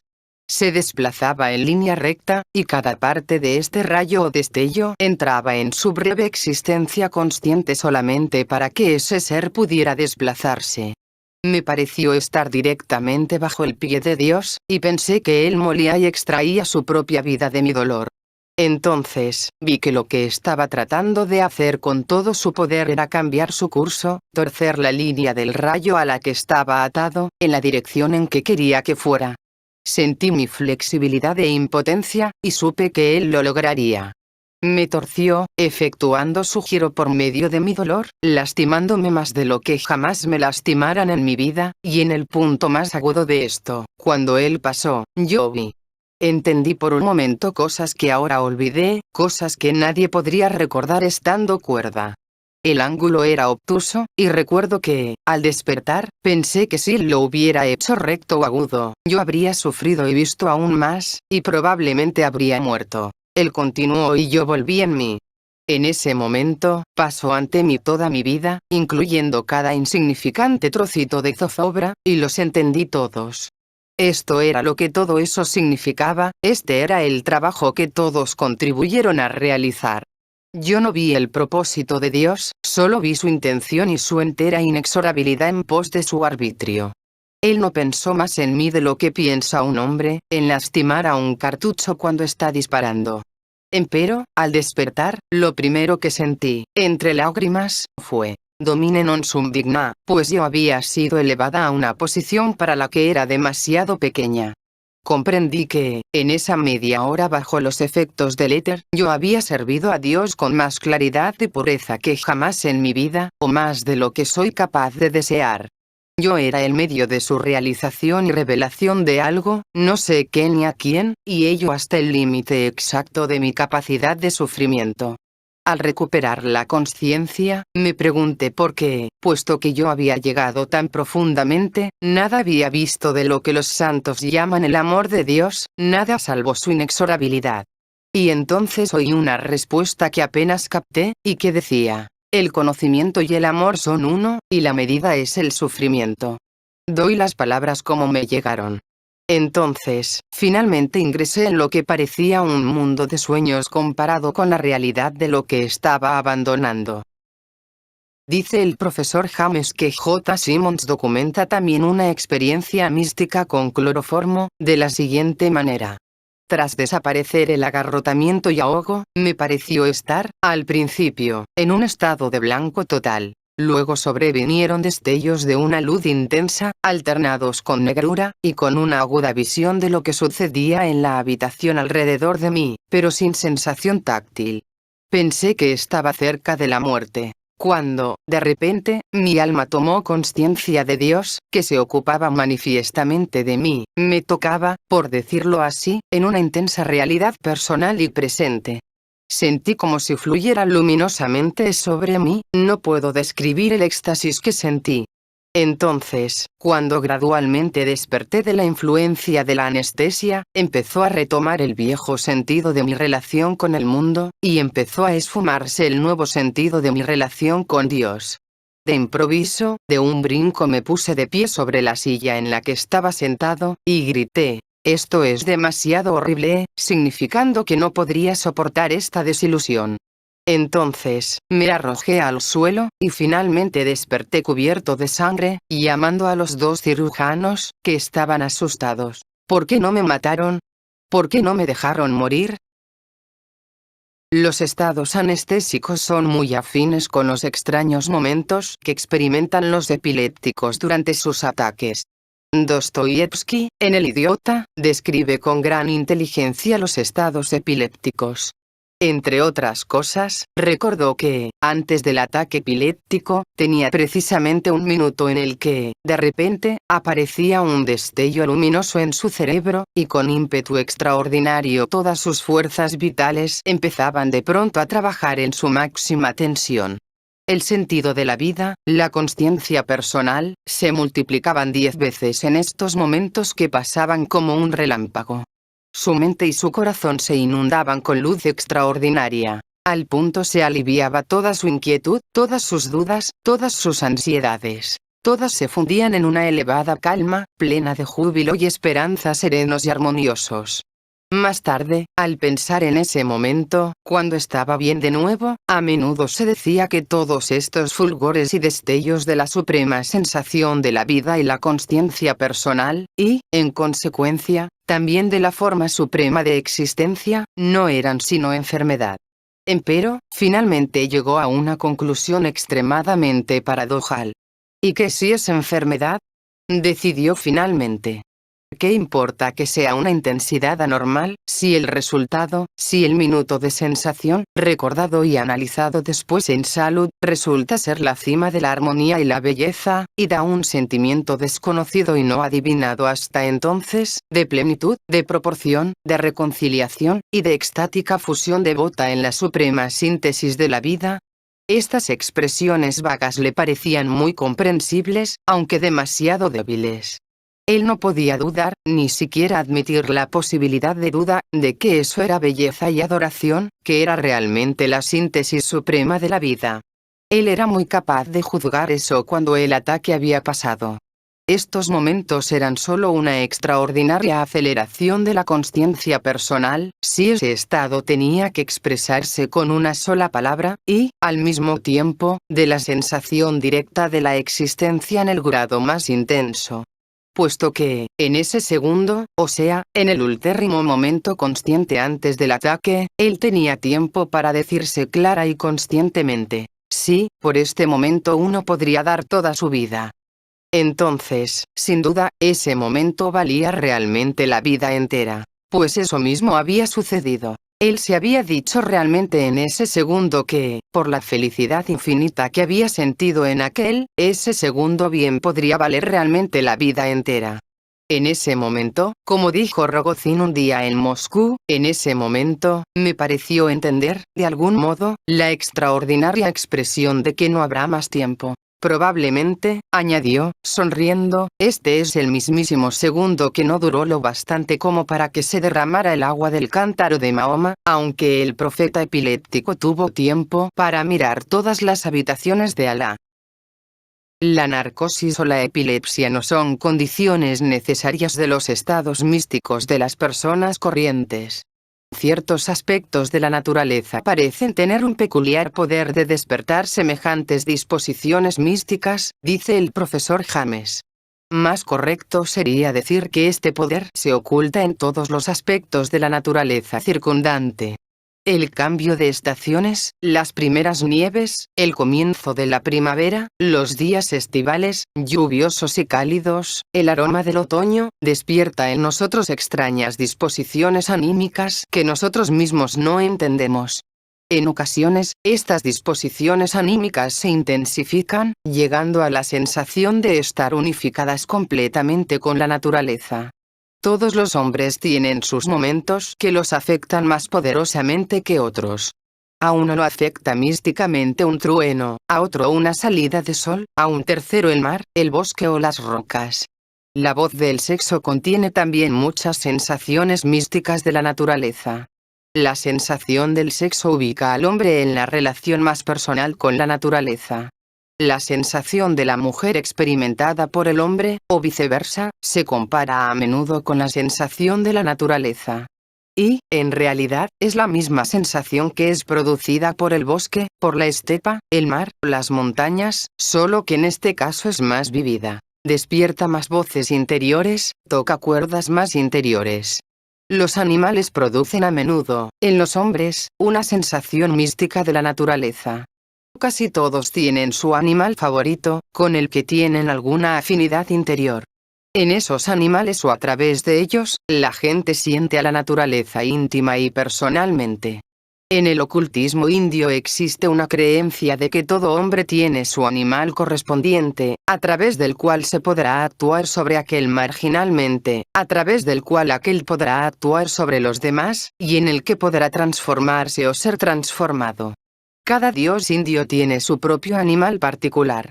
Con Brahma está el ganso, con Vishnu, el águila, con Shiva, el toro, con Indra, el elefante, con Kali, Durga, el tigre, con Rama, el búfalo, con Ganesha, la rata, con Agni, el carnero, con Kartikeya, o Subramanya, el pavo real, y con Kama, el dios del amor, el papagayo. Lo mismo ocurrió en Grecia. Todas las deidades del Olimpo tienen sus propios animales. Los animales sagrados representaron importantísimo papel en la religión de Egipto, y allí al gato, el más mágico de los animales, se lo consideraba como sagrado. En ocasiones, la sensación de la naturaleza revela algo infinitamente profundo y nuevo en cosas que, durante largo tiempo, parecieron familiares y carentes de nada místico. Uno de los amigos del profesor James, citado por él, escribe: en ocasiones, me sobrevino la consciencia de la proximidad de Dios. Podría decir, una presencia, en mí mismo, algo me hizo sentir como parte de algo mayor que yo, que ejercía el control. Me sentí unificado con el césped, los árboles, los pájaros, los insectos, con todo lo de la naturaleza. Me regocijé con el mero hecho de la existencia, de ser parte de todo eso. Con la llovizna, las sombras de las nubes, los troncos de los árboles, etc. En mi propio libro de apuntes de 1908 encuentro una descripción de un estado que experimenté. Fue en el mar de Mármara, un día lluvioso de invierno. A la distancia, las elevadas playas rocosas eran de todos los matices del violeta, hasta el más pálido, esfumándose en gris y fundiéndose con el gris del cielo. El mar era del color del plomo con un toque de plata. Recuerdo todos estos colores. El barco navegaba hacia el norte. Estaba más bien borrascoso. Yo estaba de pie junto a la barandilla y miraba las olas. Las blancas crestas corrían hacia nosotros desde la distancia. Llegó una ola, se alzó como queriendo lanzar su cresta sobre la cubierta, y luego, con un rugido, se arrojó debajo del barco. Este se escoró, se estremeció y luego se enderezó lentamente. Pero desde lejos ya venía corriendo otra ola. Yo observaba este juego de las olas con el barco y sentía que éstas me atraían. No era el deseo de arrojarse que se experimenta en las montañas, sino algo infinitamente más sutil. Las olas atraían a mi alma hacia ellas. De repente, sentí que mi alma se dirigía hacia ellas. Fue solo un instante, tal vez menos que un instante. Pero entré en las olas y, con ellas, con un rugido, ataqué al barco. Y en ese momento yo me convertí en todo. Las olas eran yo mismo. Las montañas violáceas a la distancia eran yo mismo. El viento era yo mismo. Las nubes, precipitándose desde el norte, la lluvia, era yo mismo. La enorme nave, fluctuando indómitamente hacia adelante, era yo mismo. Sentía aquel enorme cuerpo de hierro como mi cuerpo. Todos sus movimientos, oscilaciones, rolidos y temblores, el fuego, la presión del vapor, el motor, todo esto estaba dentro de mí. La hélice implacable e inexorable que me impulsaba cada vez más con cada giro, el timón que no me abandonó jamás un solo instante, vigilando todos mis movimientos. Todo esto era yo. El piloto de guardia sobre el puente era yo. Y los dos marineros, y el humo negro, que salía ondulando de la chimenea, todo. Fue un momento de liberación, júbilo y expansión extraordinarios. Un segundo, y se rompió el hechizo. Desapareció como el comienzo de un sueño, se esfuma tan pronto pensamos en él. Pero la sensación fue tan potente, vivaz e insólita que temí moverme y aguardé que volviera. Pero no volvió, y un minuto después ya no pude decir si había existido o no, si había experimentado realmente todo esto o solo pensé, mirando las olas, que podría ser así. 2 años más tarde, las amarillentas olas del Golfo de Finlandia y el verde cielo en lo alto me hicieron degustar débilmente la misma sensación. Pero esta vez esta se rompió antes de que nada se materializase. Los ejemplos dados en este capítulo distan de agotar la experiencia mística de la humanidad. ¿Pero qué vemos en ellos? Primero de todo, la unidad de la experiencia.